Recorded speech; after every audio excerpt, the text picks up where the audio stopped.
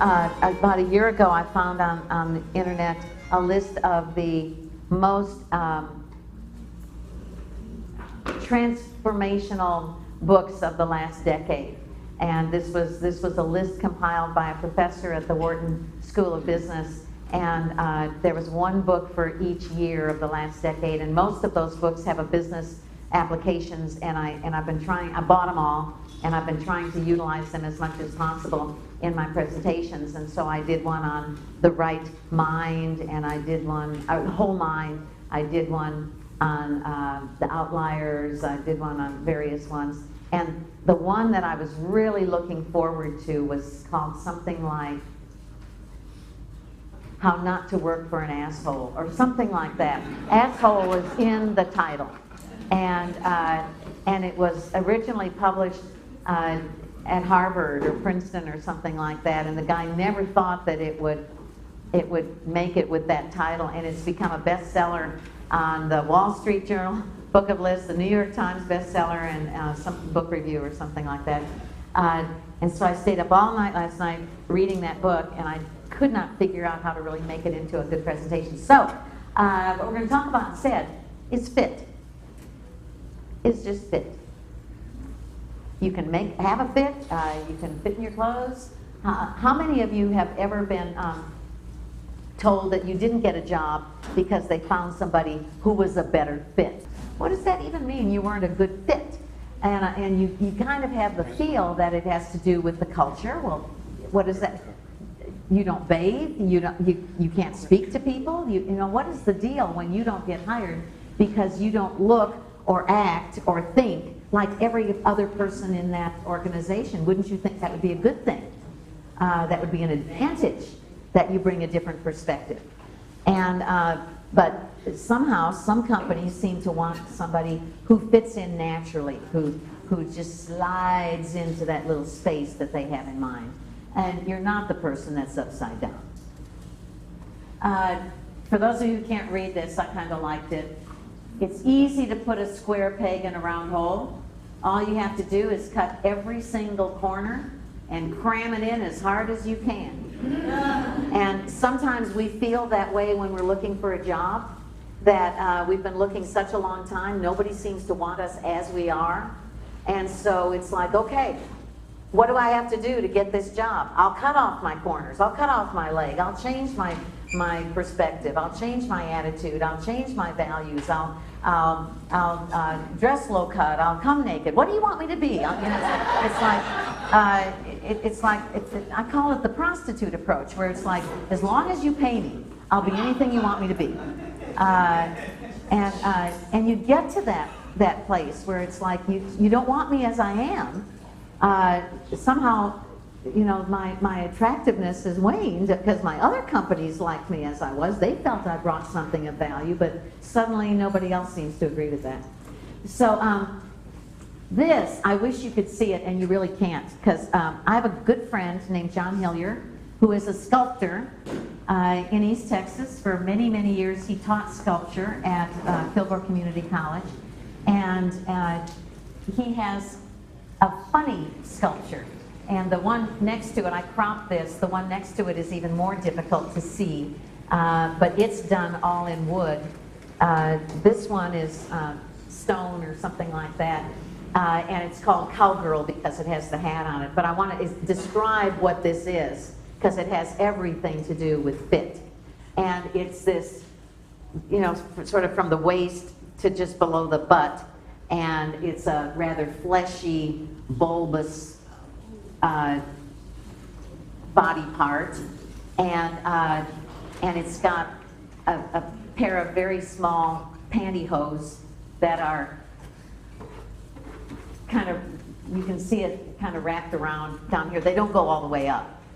And the title of the one without the cowboy hat is called Q Won't Go Into A. Like Queen won't go into size 8. Those of you who do not wear pantyhose are kind of ignorant about what this refers to. But it is called Q Will Not Go Into A. And then when you put the cowboy hat on top, then it's called Cowgirl. But it's all about fit, is it not? So there's that. So lots of times when you're looking for a job, there are lots of different ways that you have to fit. And can you do the job is just one of them. Do you have the skills that we're looking for? That's just one aspect of do you fit the job description. And then there's the whole personality thing. Are you an extrovert or are you an introvert? Sometimes that makes a big deal. Sometimes when we have a whole huge group of new people and nobody wants to come up here, you know, they're all reluctant, except the first person, somebody will bound up here and they grab that microphone and they tell exactly what they do and you say, I know, you're in marketing. And they are, because that is the personality that they bring, and they're marketing people. And they have that extrovert, high energy personality, and they're perfectly suited. That is a perfect personality fit for the work that they do. And in my Monday morning class that I teach at the workforce office, I give you a personality test. And it's just a little parlor game kind of thing. It's not like the Myers-Briggs or the Berkman inventory or anything like that. I love it though, because I think it is so accurate and it's very short and fast. But it tells this is the kind of work that you should be doing. Does your personality fit you, suit you for this particular job? Personality is a big deal. Extroverted people, introverted people, usually it's not a company where everybody is extroverted, but very often it is a division, it's a department. Sales and marketing people tend to be more extroverted, but not always. Trainers tend to be more extroverted, but not always. Programmers, engineers, we all know what they're like. They're introverted. They tend not to be as gregarious as other people. There are always exceptions to that. But at any rate, there is that. Values. What's important to you? These days, unfortunately, we have companies that every once in a while where they have a political sort of attitude, and if you don't share that, it can cost you a job. You don't fit the things that they feel are the way that you should be. Work style.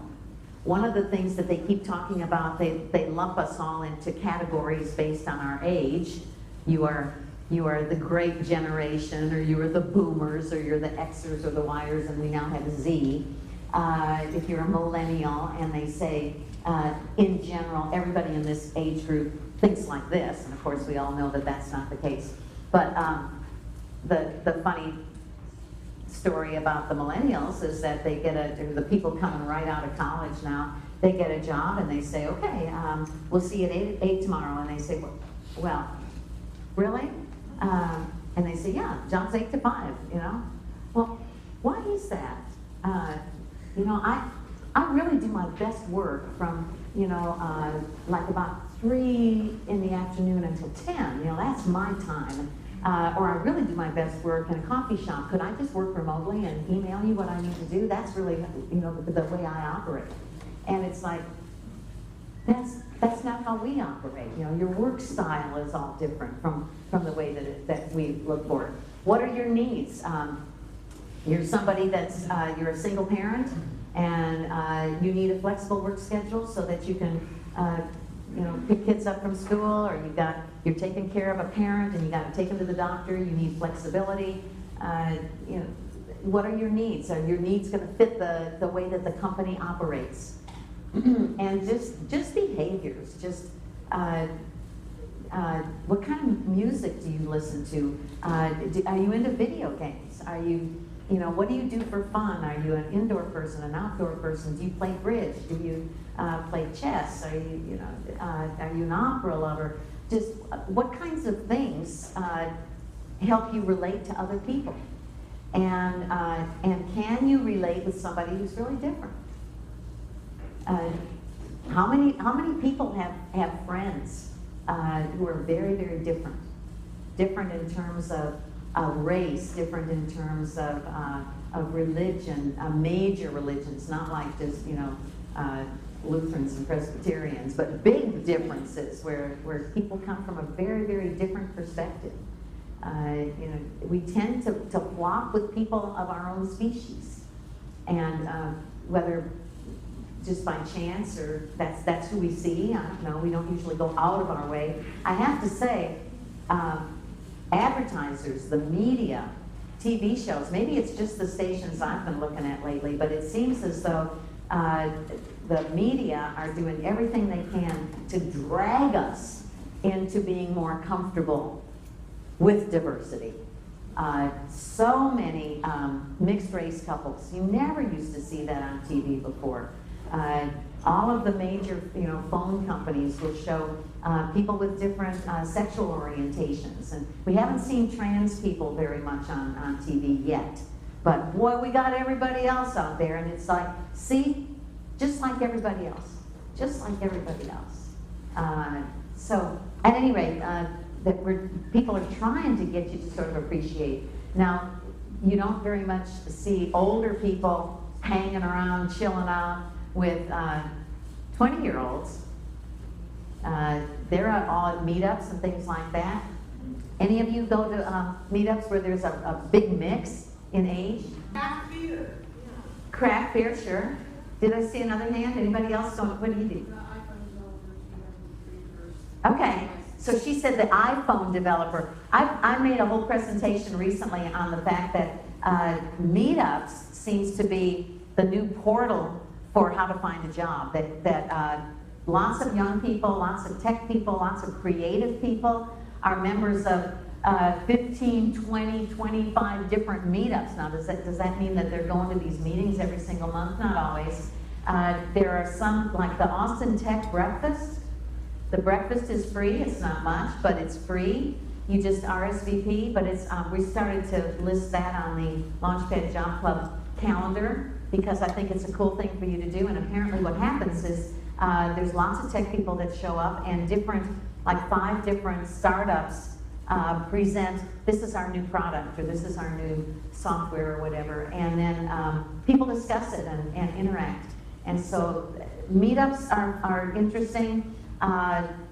Jeff Johanneman, one of our past speakers, who is an instructional designer, has an interesting meetup called Austin Geeks and Gamers. And it's a crazy bunch of people that get together because they're geeks and gamers, and I'm sure that's all different age groups. So anyway, intentionally putting yourself into places where it's not the same old people that you interact with all the time. It's different people, it's different ages, it's different cultures, it's different ideas. It increases your mental acuity to be exposed to new ideas and new perspectives. When I made the presentation on The Whole Mind, written by Daniel Pink, it was a transformational book as far as I was concerned. And one of the little exercises it said that you should do in order to improve the use or whatever of your right brain was that you should look at magazines that you would never buy. Spend 20 minutes kind of going through a big magazine section of a bookstore, and then choose 4 magazines that you would never have any interest in and never buy, and just go through them really quickly and see if you see anything there that sparks an idea. And Daniel Pink said that one of the things he came away with he redesigned his business cards based on something he had seen in a cake decorating magazine. And something else, I can't remember what that one is. And Ken McElroy, our videographer right this minute, our engineer, brings interesting and unusual magazines every week and throws them on the back table and says, anybody want one of these? And I think it's cool. They're blacksmithing things and they're historical things. They're stuff that most of us would never be interested in. But it's kind of fun to just expose yourself to something totally different and see if it doesn't make your right brain get a little bigger. You'll be walking funny, but it might be worth it. Anyway, the more exposure you have to different things, I think the better it is. There was a huge, thousands and thousands of people participated in this mega analysis in 2005, and they talked about companies that hired people who did fit the organization. When you get into an organization where there is a better fit, those people had greater job satisfaction. They identified more with their company, whatever that piece was that made them fit. They were more likely to remain with that organization. They didn't leave so much because they felt as though they belonged, because everybody encouraged them to feel as though they belonged. They were more committed, and they showed superior job performance. I heard something on the radio about lots of tech companies lately. Google is one, Facebook is one. I just heard this morning Pinterest. All three of those felt that their workforce was too homogeneic. They tend to be white males, and so they're all three consciously trying to recruit more females and more minorities. And I think this was at Google. If any of you heard this, you can correct me if I'm wrong. But they interviewed a female, I think she was a black female engineer, and she said she never felt as though she was accepted or even treated as somebody who had the intellect that she did. She was never given the opportunities, but people just didn't interact with her. She said she would go sometimes sit with somebody at lunch, and the conversation was all about things that meant nothing to her. There was nobody that shared her kind of experience, and she felt alienated and left them. She quit that job and went somewhere else where she felt it was a better cultural fit. So sometimes even companies that are making an effort to be inclusive and to bring in other people, and one of the reasons they want to do that is that they want different perspectives. They feel that the company is better for it if they can get different perspectives.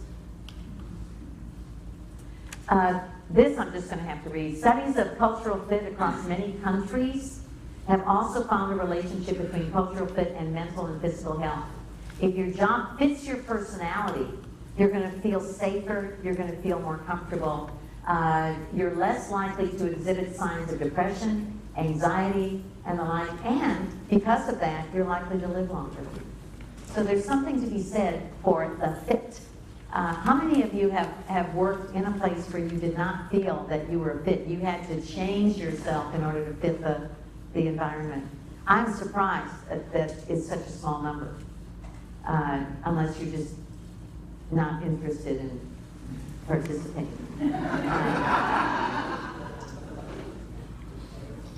But lots of times you have to kind of change who you are and what you do. One of the things that happens in our little personality test, one of the personalities, two of the personalities are much more comfortable in a startup, expanding kind of company where it's interesting and exciting and it's fast-paced and people come up with ideas and it's like, yes, let's make that happen. You do a lot of different things because they can't afford to hire specialists.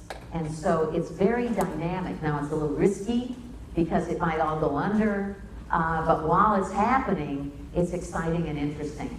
And my personality is that personality. But for various reasons, even sometimes when you have that personality, sometimes just because you feel, well, I have a family to support, I need stability, I've got to have benefits, so startups, are not good with that. And so sometimes you just bite the bullet and you say, okay, I'm going to sacrifice myself for my family, and I'm going to take this sucky job that I do not want because it's stable and it has benefits. And you just cut off all those corners and you sign up with a mature company, which is where I've worked for 40 years. You don't get any more mature than government, But sometimes when you don't fit, it shows up, and you do get depressed, and you have anxiety, and you never make friends, and you're all twitchy, and your whole life is over, and you're suicidal, and it's just a mess because you don't fit. But I'm not like that, but my personnel file has reflected the fact that I don't fit. I'm a mismatch for my work environment. So my personnel file will show an award and 2 disciplinary write-ups, and an award, and 3 write-ups and a probation, and an award, and so, because I stay in trouble a lot, because I don't like rules. And where do you have a lot of rules? Government! So in years past, I used to think, well, I'm leaving this, and I'm going to go do something that really is adventurous. I'm going to go have fun. I'm going to go to work somewhere where I fit. But, you know, I was able to take a job that I didn't like and kind of grow it. And so I teach these little classes. Well, that's fun. That's way more fun than sitting at a desk 8 hours a day, you know. And so that's fun. So I thought, well, I'll stay a little bit longer. Then I got to do jump cuts, even more fun. So sometimes you can take a job where you're not a good fit, and you can see opportunities to grow it, to change it, to morph it, to where you are comfortable and happy. And even if you end up, those of you who've been looking for a job for a long time, sometimes you have to take one that doesn't seem to be right. And ultimately, you can make it be right. You can see opportunities. So something to think about. Homogeneity versus diversity. There are good things sometimes, I think, about having a homogeneous workforce. They all come into the world with the same kind of background and so forth, and maybe things are more efficient. But boy, you get diversity, especially diversity of opinions. That's what I like, is people who don't all agree. How are you going to grow if everybody agrees with you? You know, if you're just like everybody else, how boring is that? How boring is that? So I'd like you to, we don't have very much more time, like 5 minutes or something, but do you think this is true or do you think this is false?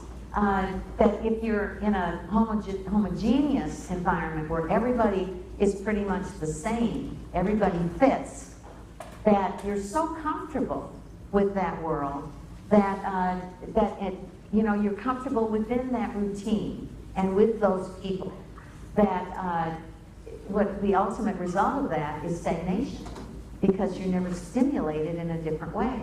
Whereas if you have different people who challenge your ideas, challenge your procedures, challenge your values even, it might be stimulating, and it could be that leads to innovation. That's kind of what I think. But those of you who've worked in homogeneous environments, do you feel that it did get stagnant, or do you think that there was always enough going on and enough new input or whatever that you were able to be creative? What do you think? You create your own. You create your own term, yeah. Where did you work? I worked at oil companies, and I moved around the company, so I was constantly in different environments. Okay, so he said he worked for oil companies, but he was constantly moving around to different jobs, different... Okay. Okay. He said each time there would be an opportunity, he would apply for different jobs within the company, and it was so different. What were the 2 most different jobs?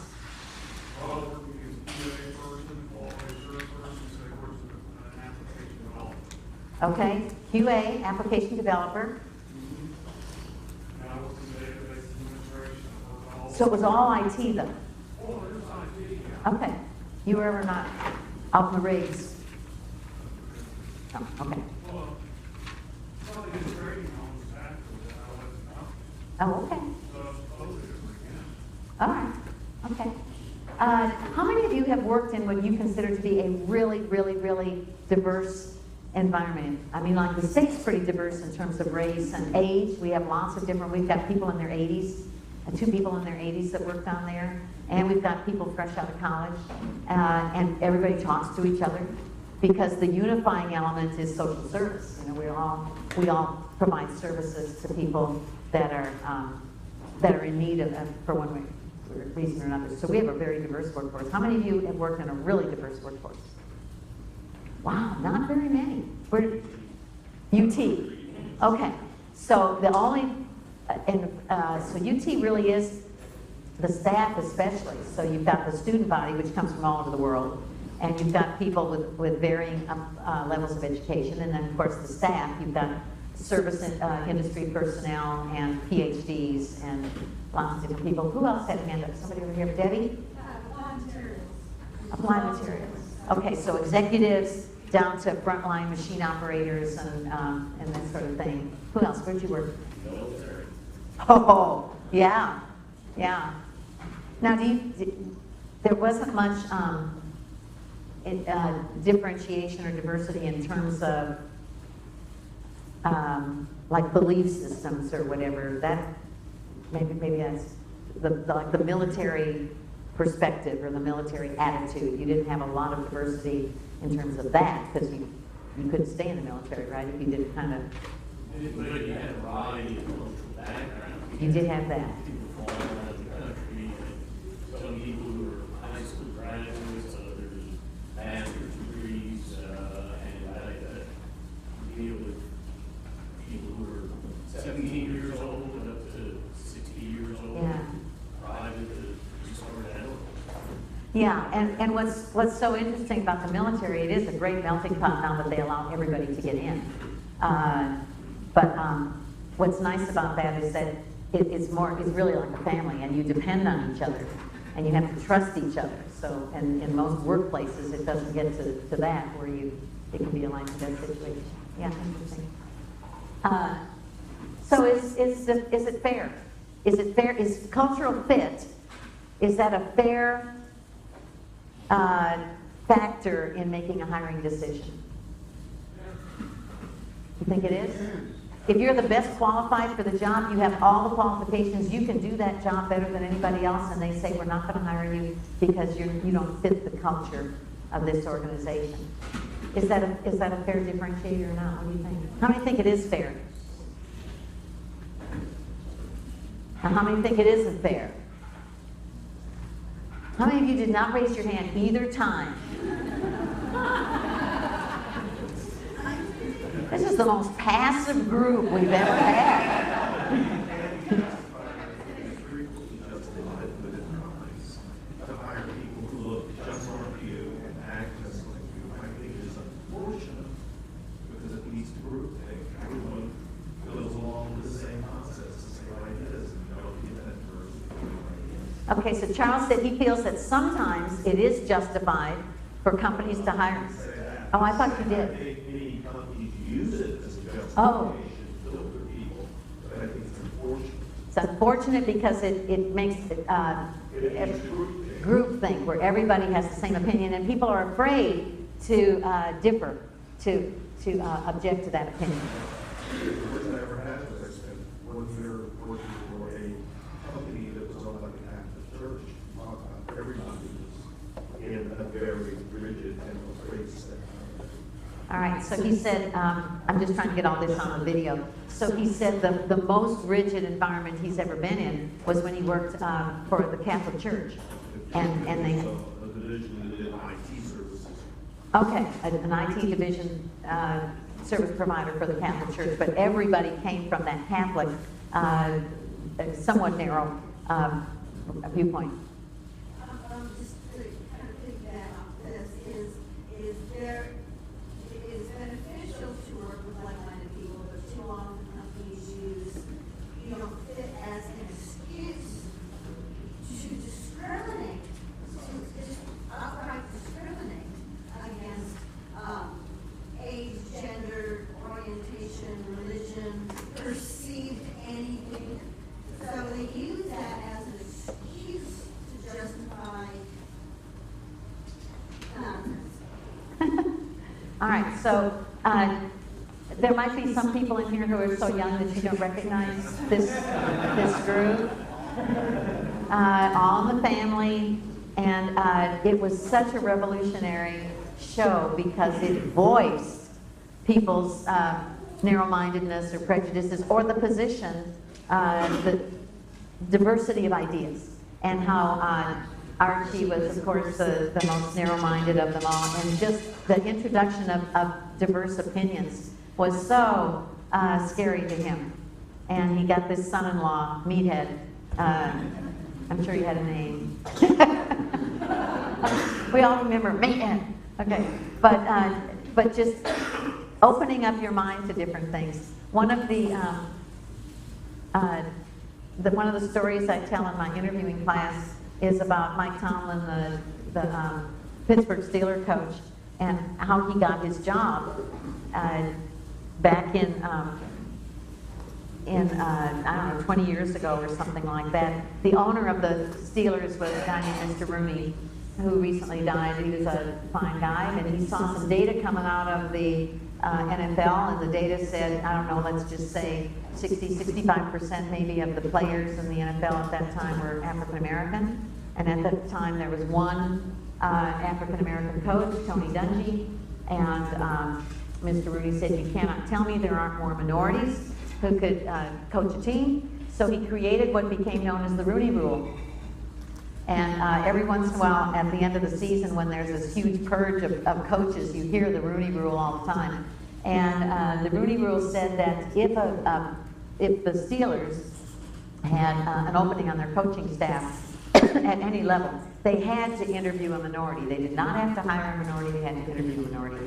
And it's one of the reasons that we have a lot of minorities in the workforce now.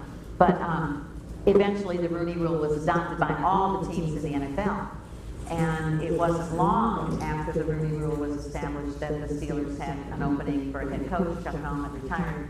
And that's essentially Mike Tomlin got brought in as a token, essentially. Nobody thought he had a chance. And he interviewed so well that he got the job. And he's been there ever since. But sometimes, for whatever reason, whether it's legal, whether it's compliance, regulatory things that forces us to open our minds to new ideas, it can be helpful. A retreat, sometimes, where you're thrown with lots and lots of different people and you just have to get to know them and their cultures. Anyway, it's all interesting. Yes, sir?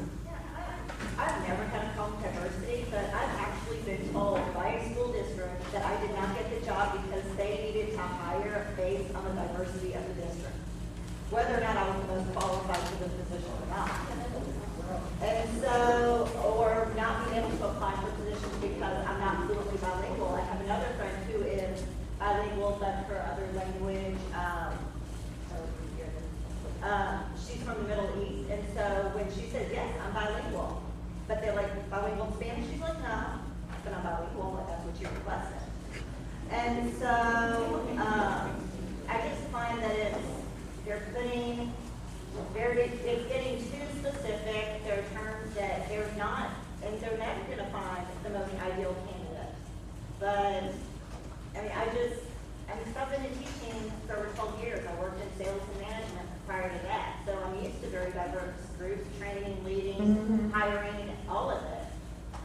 I never picked or who I worked with or who was, on my team other than who was best suited for the position. Yeah. It's a thorny dilemma. You don't want everybody you want the kids to be able to see people like themselves so that they have somebody they can relate to. You also want the best qualified people. You want a diversity of cultures and opinions and so forth. It's tough to be able to be fair and not take some of that stuff into consideration. By accepting and including some kinds of different people, you're obviously going to be excluding other kinds of people. And you can't be completely inclusive because you don't have enough spaces for everything. But it's an interesting and frustrating thing. And especially when they say, well, you interviewed really, really well, but we found somebody that we thought was a better fit. And then it's like, well, how do I correct that? You don't. You just have to move on. Find somebody that's into you.